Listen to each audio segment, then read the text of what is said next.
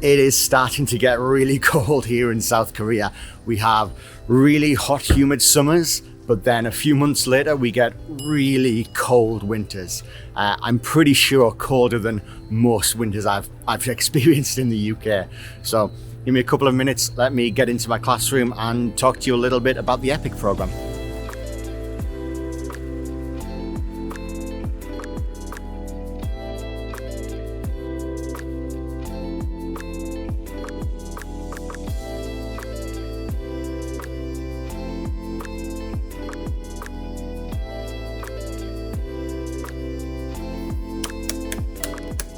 Good, beautiful morning. So I've been an EPIK teacher now, an English teacher in public schools in Korea for almost 3 years. By the time I finish this contract, it will be 2 years and 10 months, 3 contracts, and I've pretty much finished teaching. I've got about 1 or 2 weeks left at my main school, and this is actually my last day in my travel school, which is a little bit sad. Dum dum dum da dum dum dum da dum dum dum da dum dum dum. If you're coming to Korea, get used to that sound, because I'm pretty sure every school I've ever been in has the same sound every class. So I've been in 5 schools over 3 years. For my first 2 years, I had 1 main school and 2 travel schools. And this year, in my 3rd year, I've had 1 main school and 1 travel school. So 5 schools, 3 years, maybe 5 co-teachers. So yeah, I've seen a bit of Korean public schools. I'm teaching in Jeollanam-do. In my first 2 years, I was on the island of Jindo, which is one of the bigger Korean islands, but I've known people end up on very small, distant islands. And now I'm in Mokpo, which is quite a small city. I think about 250,000 people in Mokpo. So let's first talk about some of the pros, some of the good things, some of the great reasons to come to Korea and teach on the EPIK program.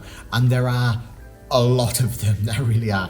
So number 1 is the salary and benefits. I mean, I earn about $2,000 a month, over maybe $2,500 a month, and I don't pay rent.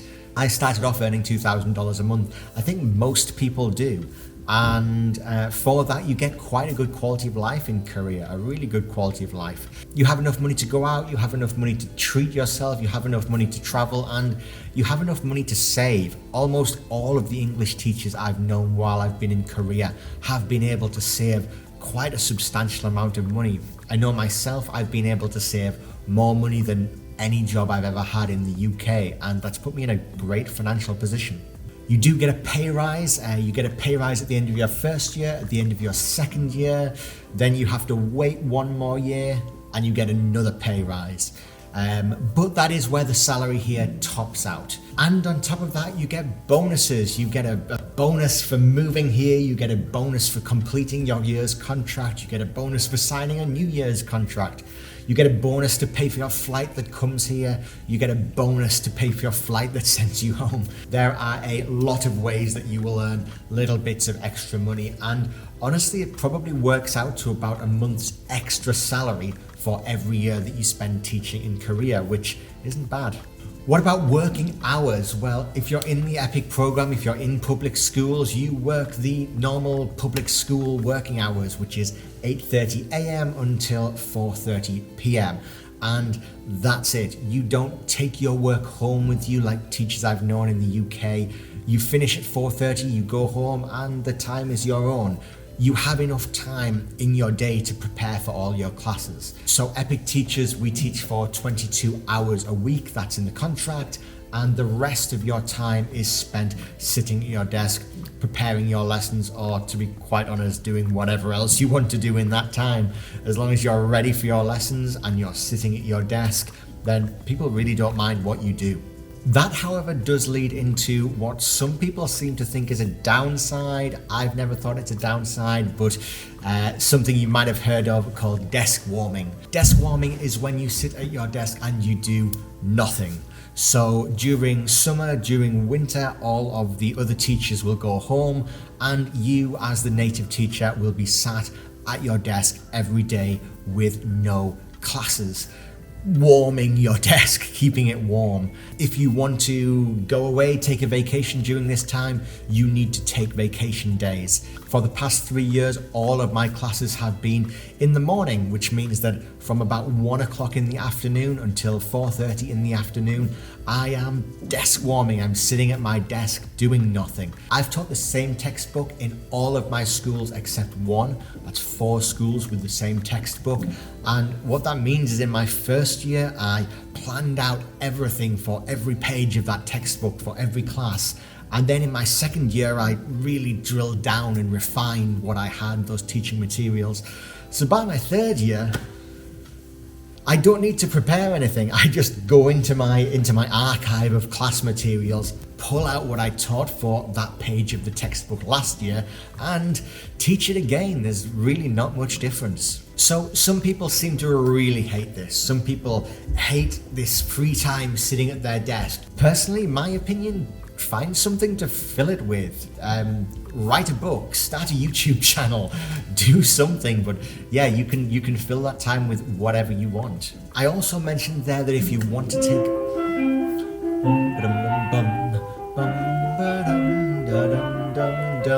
so I mentioned vacations there and vacation days. And yes, if you want to go away during the winter break or the summer break, you will need to take vacation days. However, this is okay because you get a lot of them. I don't know if this has changed a little, maybe they've added one or subtracted one, but the last time I checked, you get 26 vacation days a year, you get 14 national holidays, which are fully paid, and then you get 11 sick days if you need them. Now, in normal times, and one of the reasons I came to Korea is it is a great jumping off point for travel. You can get to Japan so easily, China so easily, Vietnam, Laos, Cambodia, Thailand. I went to the Philippines a couple of years ago. It's a great place to travel from, a great base to set up and then go and explore the rest of Asia. One other thing that's great with EPIK is the support system. If you ever have a problem in any of your schools, a problem with your co-teachers or a problem with your principal or anything that can't be resolved just by talking to the people in your schools, then you've got a coordinator, an EPIK coordinator who is just an email away, and in my experience they are incredibly good at just dealing with things. They always have your back, they're always on your side, and you never really have to worry about things. If something goes wrong, just email them. If you're concerned about anything, just email them. And in my experience, that support system is really strong, and yeah, it's really reassuring to have that. Okay, so let's talk about the downsides, the negatives of coming to South Korea to teach in public schools in the EPIK program.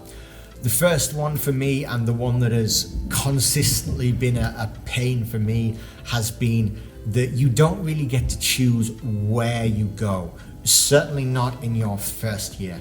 So when I put in my application, they asked me where I wanted to go, and honestly I hadn't really thought about it, but after a little bit of Googling, I discovered Busan. Busan looked great, so I emailed them. I said, yes, I would love to go to Busan, send me to Busan. And they said, ooh, you need to work a little bit harder to get to Busan. You need some more classroom teaching hours or classroom studying hours. I said, okay, I'll go back and I'll do more classroom TEFL course hours. I think I took another 50-hour course or 30 hours all in a classroom. And then I emailed them and I said, I've done it. I've done the extra hours. Here's my certificate. Now can I go to Busan? They said, okay, we can't make any promises, but we'll do our best. So come to Korea. I said, yes. I did the whole process, the application process, filled out the forms, went to the embassy and got a visa, which is an experience in itself. And I arrived in Korea. I was excited. I thought, I'm going to Busan. I'm so excited about this. So I arrived in Korea. I landed in Incheon International Airport. I met my coordinator and some of the other new teachers, and we drove on a bus all the way down to Yeosu, which is in Jeollanam-do, literally at the opposite end of the country, right at the bottom. And we started our week induction, which is a great introduction to Korea. It's a great support system, again, to bring you into Korea and to get you kind of into the culture here. And at the end of the week, I found out that I was going to Jindo. I had never heard of Jindo. I had no idea what it was. I typed it into Google, and fun fact, if you type Jindo into Google, you just get dogs. Google just gives you pictures of dogs. I'm like, am I teaching the dogs? Do I live with the dogs? I don't understand. Turns out Jindo is the name of one of the biggest islands in Korea, which happens to be really famous for Jindo dogs, the breed of dog. So I went to Jindo and it was tiny. It was not the beachside city of Busan that I was hoping for. This island that's just big enough so you can't really get to the beaches and just small enough that there's nothing to do. All in, I lived in Jindo teaching in small rural schools with anywhere between 1 and 5 students per class for 2 years, 2 full years. As much as at the time I thought I really want out of here, this is boring, I look back now and I realize that this quaint little life in Jindo was quite nice. Honestly, it reminds me of South Park, of, you know, the quiet mountain town, da da da da, little mountain town, quiet mountain town, whatever that is. Just another Sunday morning in my quiet mountain town. But at the end of a year, you get the choice to move, you get the choice to put in for an application, a transfer to another city, to another place. And little caveat, it looks like you can only really do that really easily inside of the same province. So I'm in Jeollanam-do. I started off in Jeollanam-do. I hadn't planned to come to Jeollanam-do, but this is where I've been for almost 3 years now. So I moved to Mokpo, much bigger place, much bigger city. So I've lived here for about 10 months, and by the time I leave, it'll be 12 months. Honestly, most of the negatives, if you can describe them as negatives, are more to do with culture shock and just things that are different and that you've got to kind of adjust to. Incidentally, I'm going to be doing a video on the 5 stages of culture shock, on the 5 stages of moving to a new country. So if that is interesting to you, then hit like and get subscribed. That'll be coming out in the next couple of weeks. So the last thing to mention is that everything in Korea, and I mean everything in Korea, is completely last minute. You will find out about the most important stuff about 10 minutes before you need to be there and do it. You will find out about changes to your classes the moment they are starting.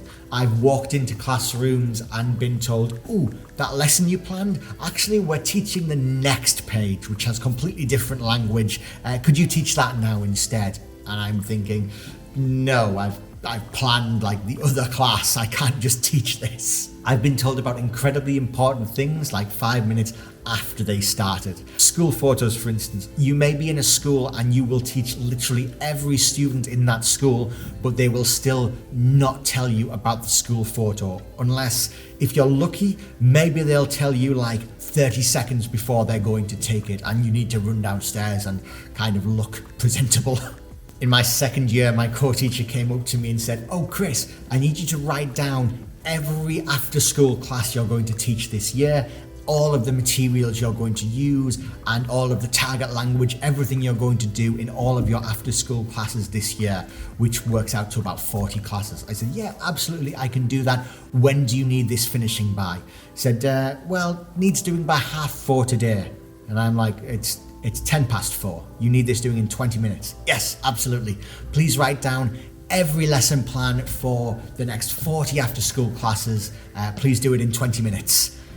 No, I can't do that. I haven't planned those lessons yet. Overall, my experience of the past 3 years in Korea has been incredible. I really wouldn't change any of it. I'm a very different person to the young guy who rolled up into Incheon Airport 3 years ago with no teaching experience, no idea how he was going to teach these kids. And now I've taught in 5 different schools over 3 years. I've taught hundreds of Korean kids, and it's been an incredible experience. I really don't regret any of it. And to anyone who's thinking, hey, maybe this experience would be interesting and exciting, yeah, absolutely, it's going to be interesting and exciting. To anyone who's scared that they don't have enough experience or they're not ready for it, very few people are actually ready for this experience or are prepared for becoming a teacher, especially if you're becoming an English teacher, an English as a second language teacher or a foreign language teacher, because you're probably not coming from a teaching background. I came from an IT background. I'd worked in IT at 3 different universities for the past few years, and I knew nothing about teaching. In my first day, I had this huge imposter syndrome. Walking down the street to catch the bus to my school, I was saying to myself, like, you're not a teacher. What are you going to teach these kids? You're no kind of teacher. And now that I'm 3 years in, I'm far more confident. I am a teacher now. I am far more confident standing in front of a class of 25 or 30 kids as I now teach and just telling them what to do. My favorite thing about teaching in Korea, quite honestly, has been the kids. I teach in elementary schools. I've taught in elementary schools now for 3 years. I didn't choose elementary schools. I just kind of got put in elementary schools. If you'd given me the choice, I would have chosen high school or at least middle school, but I really enjoyed my time in elementary schools here. The kids are almost always happy, and even when they're not happy, they're cute. So what do you want? If you feel like you're having a bad day, then honestly, the moment you stand up in front of like 5 or 25 kids and you start teaching, it kind of all goes away and you just get on with teaching your lesson and you enjoy it. You enjoy their company. These kids, they all mean well. Even if they misbehave sometimes, they mean well. When they see you in the corridor, they might be scared of you because you're the foreign teacher. But yeah, they're sweet and they're cute, and they will brighten up your day. They will, make any of the troubles you're having, any of the stresses, they'll make it worthwhile. So guys, if you are thinking about coming to Korea to teach English, that's great. Maybe leave a comment telling me where you are in the process. Are you just thinking about it? Have you filled out your application? Are you sitting in the airport waiting to arrive in the country? Let me know. If you are interested in seeing what my apartment looks like in my 3rd year in South Korea, and it is much smaller than the apartment I had for my first 2 years, then I've made a video all about it, telling you a little bit about Korean apartments and giving you a full apartment tour of where I live, and that's just over here.